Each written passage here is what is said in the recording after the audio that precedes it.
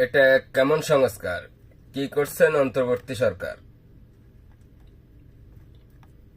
Hello everyone, আসসালামু আলাইকুম। অনেক দুঃখ ভারাক্রান্ত মন নিয়ে আপনাদের সামনে আসছি। দেখুন, বিগত 3 থেকে 4 দিন আগে আমাদের বাংলাদেশের ইন্টারন্যাশনাল এয়ারপোর্ট হজরত শাহজালাল আন্তর্জাতিক বিমানবন্দর, যেখানে আমাদের এক প্রবাসী ভাইকে রীতিমতো হয়রানি, অপমান, অপদস্থ করা হয়েছে, গায়ে হাত তোলা হয়েছে।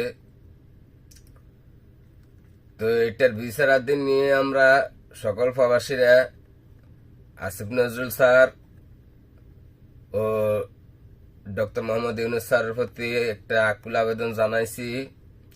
আপনারা 48 ঘন্টার ভিতরে এটার দ্রুত নিরসন করুন, সমাধান করুন।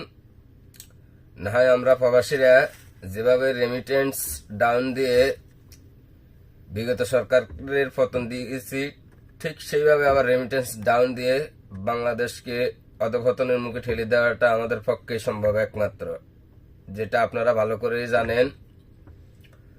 তো আমাদের একটাই কথা, একটাই দাবি, আপনাদেরকে দিছি দেশ সংস্কার করুন আগে, পরে নির্বাচন। হ্যাঁ, ঠিক আছে, আপনারা পরে নির্বাচনের রাইটে আছেন, কিন্তু সংস্কার কি করছেন তার নমুনা চিত্র তুলে ধরুন। যেই সংস্থা, যে প্রতিষ্ঠান, যেই অবস্থান আপনারা সংস্কার করবেন তার অবস্থান তুলে ধরুন,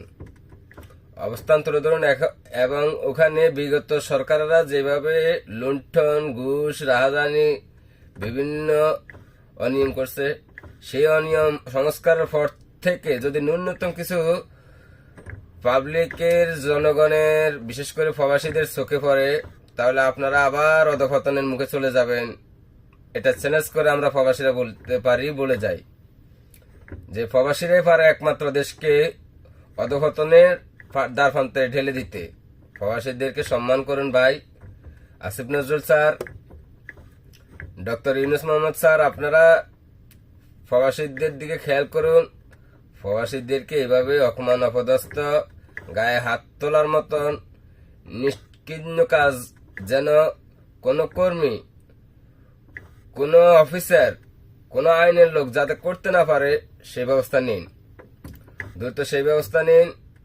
দেশ সংস্কার আপনারা করুন, দেশের বিভিন্ন কোঠা, বিভিন্ন কার্যক্রম আপনারা সংস্কার করুন, আর দেশকে উন্নত বিশ্বের